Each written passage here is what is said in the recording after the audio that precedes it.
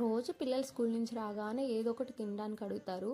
రొటీన్గా ఎప్పుడు ఒకేలా చేసి పెడితే అస్సలు తినరు. రోజు ఇదే తినాలా అంటూ ఉంటారు. అందుకని చెప్పేసి ఎప్పుడైనా బయటికి వెళ్ళినప్పుడు షవర్మా అడుగుతారు. అందుకని నేను ఇంట్లోనే పన్నీర్ షవర్మా ప్రిపేర్ చేద్దామని చెప్పి మార్నింగే పన్నీర్ చేసి ఫ్రిడ్జ్లో పెట్టేశాను.